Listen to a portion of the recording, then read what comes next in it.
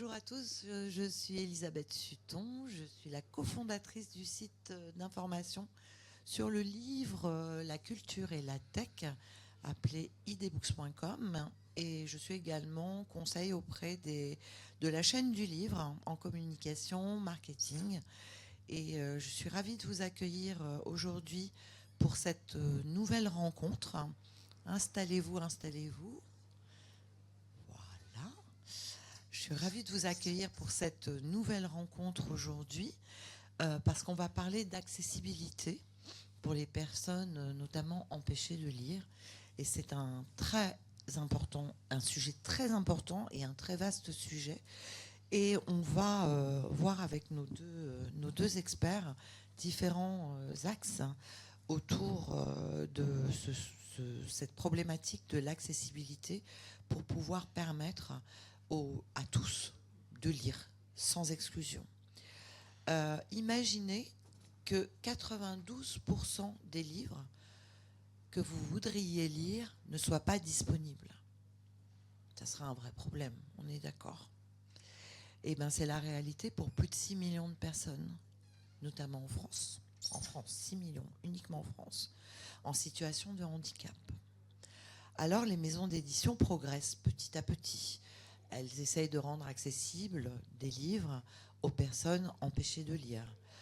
Par exemple, en septembre, la rentrée littéraire française a rendu accessible 270 livres sur les 340 publiés. Donc on progresse d'année en année. Mais ce n'est pas encore suffisant.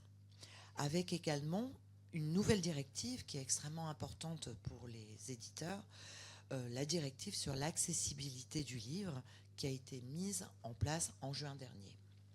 Donc pour éclairer vos lanternes sur ce sujet, sur les enjeux, les actions qui sont menées, et pour rendre le livre accessible, je reçois aujourd'hui deux personnes.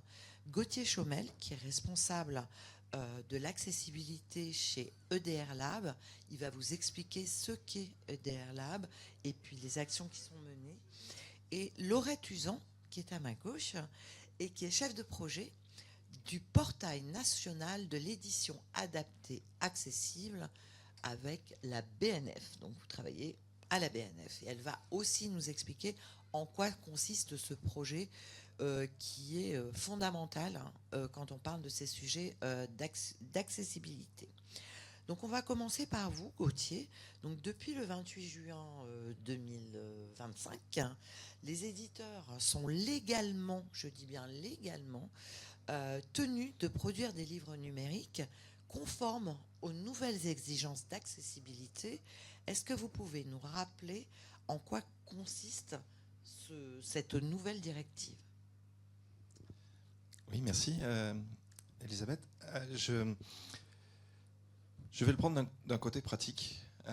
Quand on lit un livre, c'est une expérience qui est presque un impensé chez nous. On va dans une bibliothèque, on va dans une librairie, on observe les livres, on se promène dans les rayons, on en prend un, on commence à le feuilleter, on regarde la table des matières.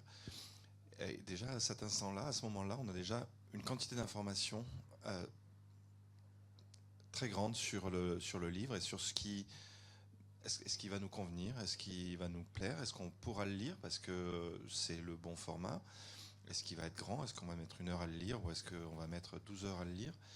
Toute cette information-là, on l'obtient visuellement sans vraiment la penser. C'est des habitudes qu'on a. Et il y a un certain nombre de personnes pour lesquelles il y a d'autres problématiques qui viennent se poser. On pense évidemment aux personnes aveugles pour lesquelles elles vont devoir trouver un livre numérique qui pourra être lisible, qui pourra être retranscrit sur un dispositif braille ou qui pourra être vocalisé pour écouter le livre. Et surtout qui leur permettra d'utiliser les logiciels qu'on appelle des technologies d'assistance qui leur permettent d'interagir à la fois avec le livre, mais aussi avec la bibliothèque, aussi avec la librairie, aussi avec le terminal de paiement, qui leur permettent de savoir où sont les bons boutons, de pouvoir trouver l'information adéquate, savoir que ce livre il a 180 pages, donc il fait peut-être 2 heures de lecture, savoir que ce livre, il comporte des images, des graphiques par exemple, toute cette quantité d'informations-là, que nous, encore une fois, les personnes voyantes trouvent directement sans aller la chercher dans un livre, eh ben, ça peut devenir des questions problématiques pour ces personnes. Donc cette législation, Les éditeurs ont obligation depuis le 28 juin de le faire sur les nouveautés, précisons-le, on est d'accord. C'est sur les nouveautés. Par contre, à partir de 2030, si je ne me trompe pas, c'est tout le catalogue qui devra être rendu, enfin tout le catalogue, tous les livres possiblement qu'on peut rendre accessibles, parce que tous ne le sont pas, qui devront être conformes à la législation, on est d'accord. Tout à fait. Dans la directive européenne, le livre numérique est considéré comme un service, donc il n'y a pas de date valide. Par contre, il y a des mécanismes qui permettent d'éviter que les opérateurs économiques... Alors Laurette, vous travaillez actuellement à la BNF et vous êtes le chef de projet donc, de ce portail national de l'édition adaptée accessible. Son petit nom, c'est PN... Le PNEAA, Portail national de l'édition accessible et adaptée, il a pour but de rassembler en un seul lieu la totalité des ressources en livres accessibles disponibles par ailleurs de façon dispersée et de les décrire de façon à ce que ces collections-là elles soient découvrables, compréhensibles et utilisables. Il faut reprendre le fait que, effectivement, enfin, il faut expliciter le fait qu'on a deux types de collections là. On a effectivement des livres qui sont nativement accessibles, qui peuvent être numériques, mais qui peuvent également être papier, puisqu'il existe des éditeurs qui produisent des éditions en gros caractères, destinées à des publics 10, en facile à lire et à comprendre, destinées à des personnes avec handicap intellectuel, des collections braille, tactiles, des collections papier qui renvoient vers des traductions en langue des signes, etc. etc. Et puis d'autre part, on a des adaptations spécialisées qui ont été créées dans un cadre juridique très spécifique qui est celui de l'exception au droit d'auteur en faveur des personnes en situation de handicap, qui est un cadre légal qui a été créé par la loi Dati en 2006 et qui fait l'objet d'engagements en droit international dans le cadre d'un traité qui s'appelle le traité de Marrakech. Ce cadre juridique, ce qui l'autorise, c'est le fait que des organismes adaptateurs, qui peuvent être des associations, qui peuvent être publics, utilisent des livres, des contenus qui sont sous droit, de façon à en faire des adaptations accessibles pour les diffuser aux seules personnes en situation de handicap. Quand on parle de public, là on parle de public handicapé, empêché de lire, c'est-à-dire des personnes déficientes visuelles, avec une surdité précoce, avec une situation de handicap moteur qui ne permet pas la manipulation d'un livre numérique, avec un handicap intellectuel, des troubles cognitifs qui peuvent être évolutifs, qui peuvent être des troubles de l'apprentissage. Toutes ces personnes-là, elles ont des besoins qui peuvent être très spécifiques, qui peuvent être très spécialisés, qui sont très différents. Depuis 2009, la BNF, elle a dans ce monde-là de l'adaptation un rôle assez central puisque c'est un tiers de confiance.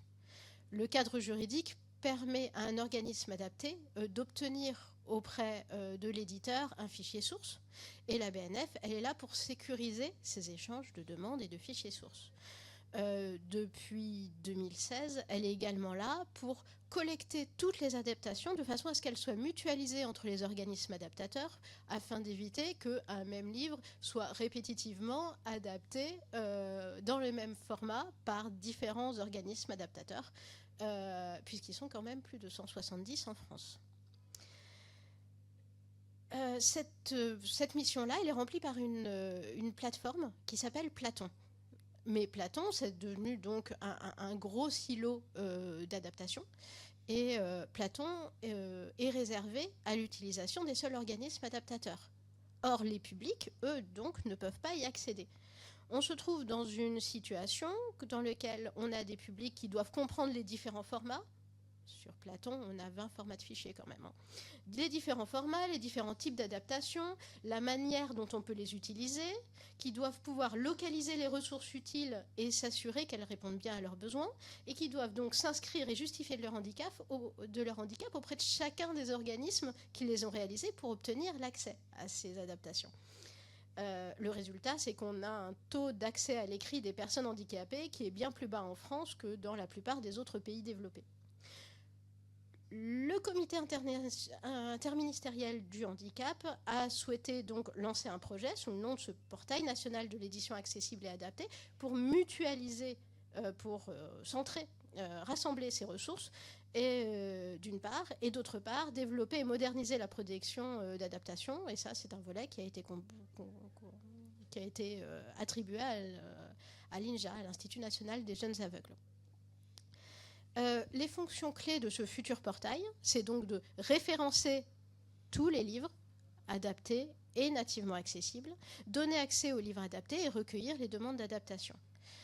Ça veut dire qu'on cherche à faire un site qui est non seulement accessible, mais en plus utilisable, qui doit également donner les moyens d'action nécessaires aux médiateurs sur le territoire et aux accompagnants qui vont accompagner les personnes en situation de handicap dans la compréhension de ces ressources-là. Et là, je pense aux bibliothécaires, aux bibliothèques universitaires, au secteur médico-social, aux enseignants, etc.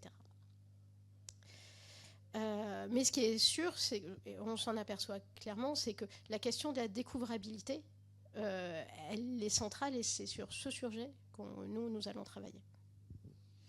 Parfait. Et pour EDR qui s'appelait AB-Lab. On a essayé d'étudier le mieux possible qu'on pouvait les fonds, les livres disponibles, les livres numériques disponibles en Europe, et de voir un petit peu quel était le fossé à combler pour les rendre accessibles, quelle allait être la difficulté. Vous pouvez trouver tous les résultats en ligne, c'est sur abelab.eu, abelab.eu. Mais pour ce qui nous intéresse aujourd'hui, je vais juste parler des collections françaises. Et on a eu plutôt une bonne surprise parce qu'on s'est rendu compte que les collections françaises étaient plutôt en bonne forme, plutôt prêtes pour être rendues accessibles.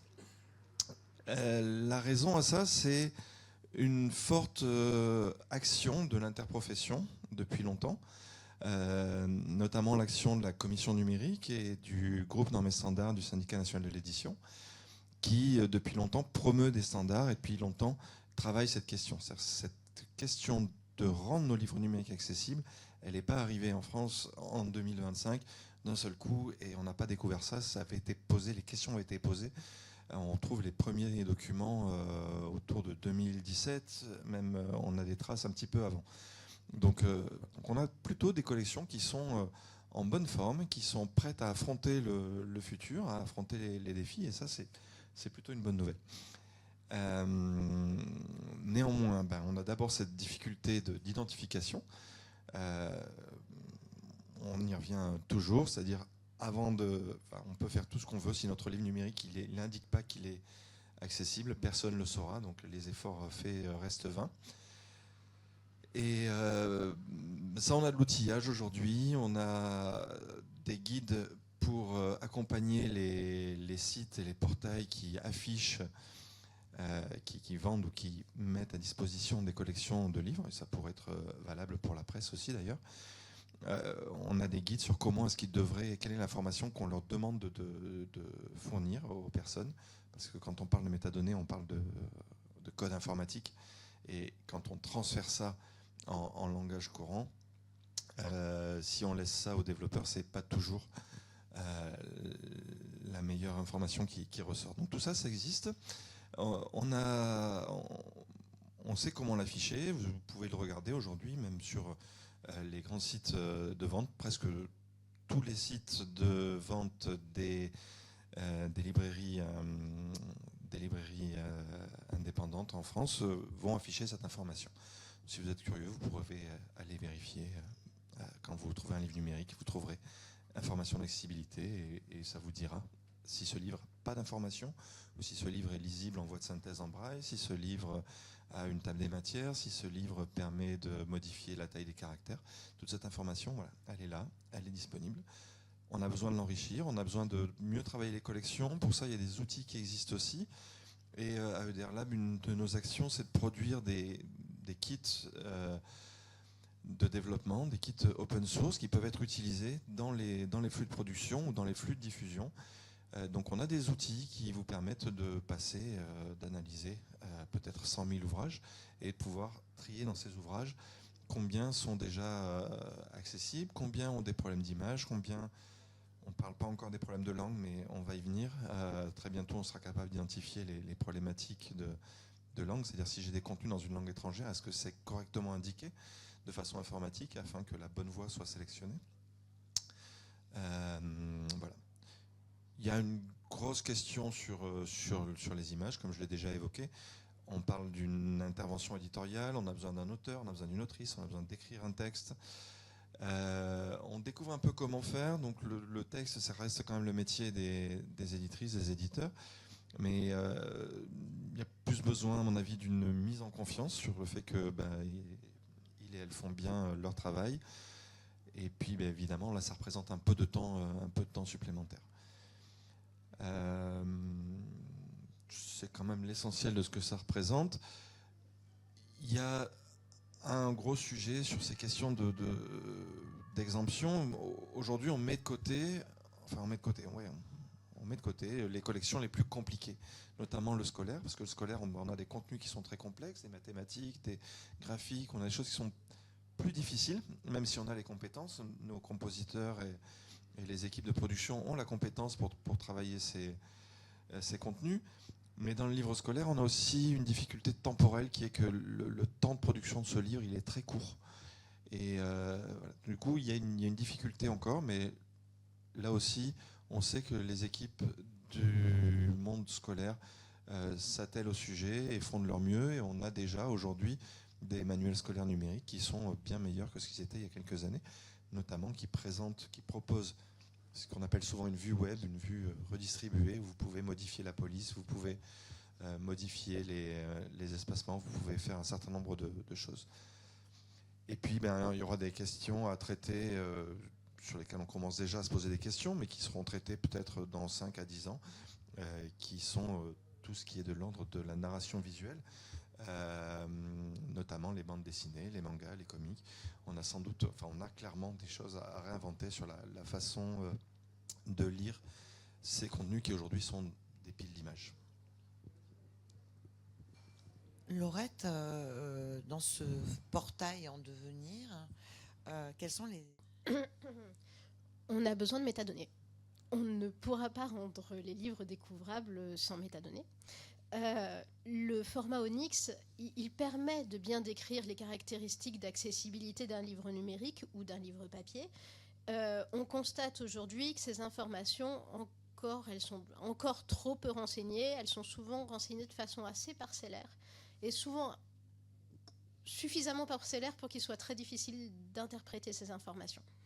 Et donc, c'est vraiment important de renseigner ces flux Onyx. Alors, on sait que le service qui va produire ces ouvrages, la fabrication, le prestataire, ils ont ces informations, mais ces informations, souvent, elles ne vont pas arriver jusqu'au flux Onyx.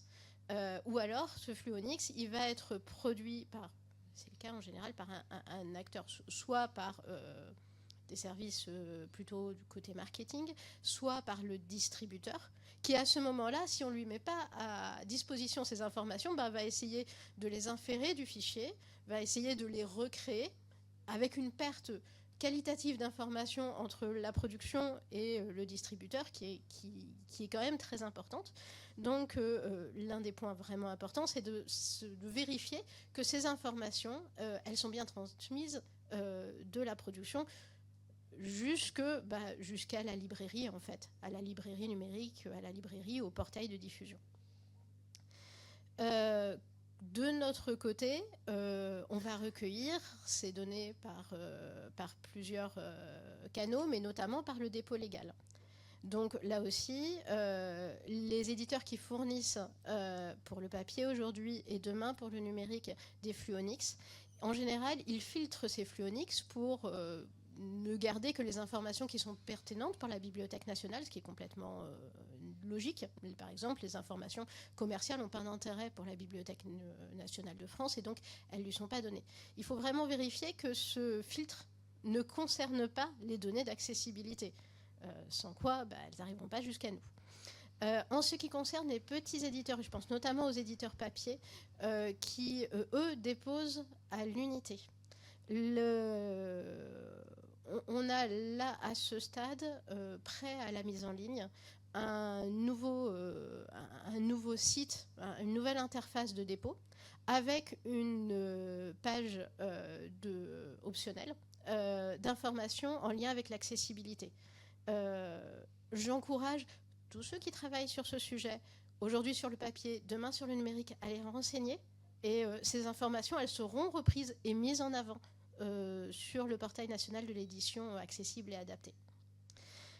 Enfin, dernier point, il faut vraiment veiller à la fiabilité de ces informations. Il faut comprendre que des personnes, pour les personnes auxquelles ces informations s'adressent, cette information, elle va décider du fait que le livre soit utilisable ou pas. Donc si la personne achète le livre sur la base de ces informations et se rend compte qu'ensuite le livre n'est pas lisible pour elle, on décourage le passage au livre nativement accessible. Et donc il faut vraiment veiller à cet élément. Merci. Alors, on a un site internet qui s'appelle lina25.fr, lina25.fr, dans lequel vous trouverez une information beaucoup plus exhaustive que celle que je peux donner là, qui sera juste effectivement de l'exemple. Je pense que la première chose à faire, c'est d'abord garder des informations sur vos titres, assurer un suivi, même si vous n'avez pas d'outils perfectionnés, au moins une feuille Excel avec chacun des titres, le nombre d'images, le nombre de pages, est-ce que les images sont descrites, est-ce que les images sont décoratives. Juste un niveau d'information sur vos titres qui vous sera utile dans tous les cas. Hein. Souvent, on dit que la démarche d'accessibilité est aussi une démarche de qualité. Tout ce que vous faites, en fait, pour que votre livre soit accessible en numérique, ça veut dire que votre livre il peut être lu par une machine, puisque une technologie d'assistance, c'est une machine. Donc ça veut dire que vous allez pouvoir plus facilement bénéficier par la suite d'analyse de vos titres et toute l'information que vous aurez collectée vous sera utile.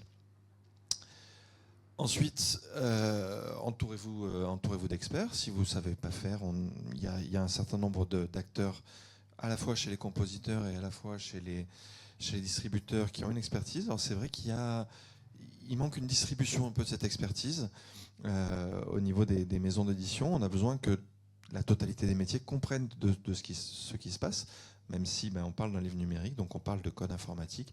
On ne demande pas à tout un chacun, à tout le monde, de savoir manipuler ce code informatique. Donc si le code informatique vous fait peur, entourez-vous des experts, ils existent, ils sont là. On a des coûts complètement maîtrisés aujourd'hui, c'est vraiment pas un problème. Si vous avez plus d'appétence pour les questions de code, il y a des outils qui sont disponibles, y compris en open source. Il y a un certain nombre de choses qui sont possibles aujourd'hui. Donc là aussi, vous trouverez toute l'information sur lina25.fr. Utilisez ces outils et vous assurez que vous faites la même chose que tout le monde.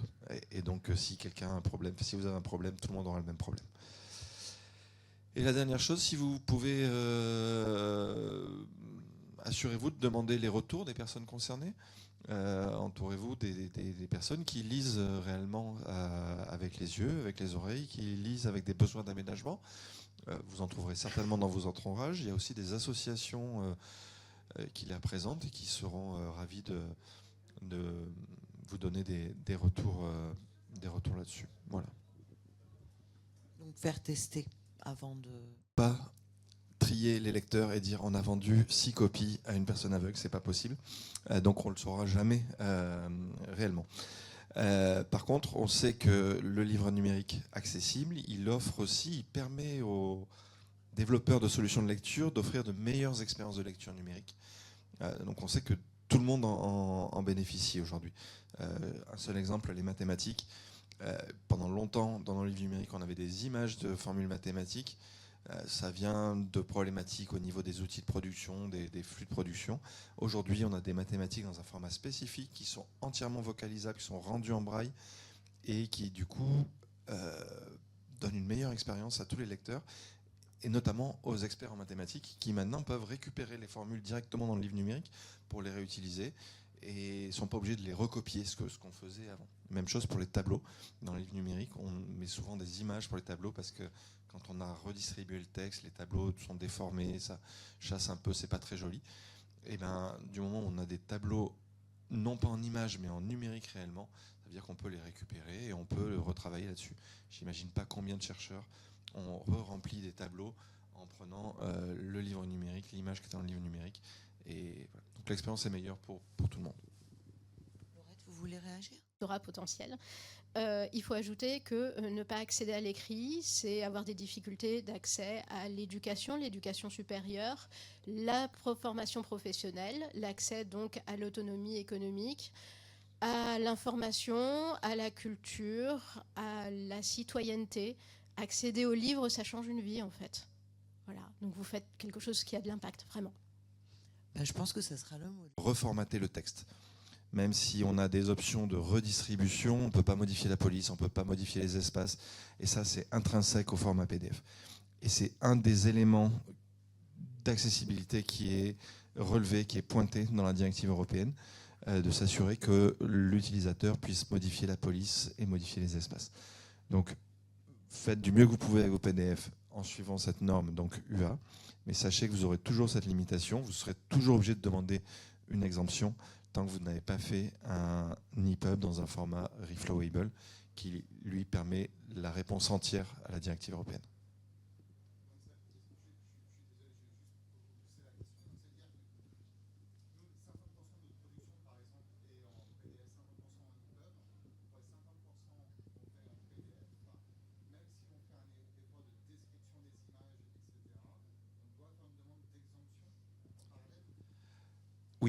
En fait, votre PDF, il va être lisible par une personne aveugle qui va utiliser une synthèse vocale. Elle ne se rendra jamais compte que c'est un PDF, à part que ça sera marqué dans le format. Mais ça fonctionne très bien. Mais par contre, une personne qui aurait besoin d'agrandir les caractères ou qui aurait besoin de modifier les polices, elle ne pourra pas le faire avec ce format-là. Donc, vous demandez une exemption sur la partie redistribution. Et vous avez un champ dans Onyx qui vous permet d'indiquer notre livre respecte la norme PDF UA, mais n'est malheureusement pas redistribuable.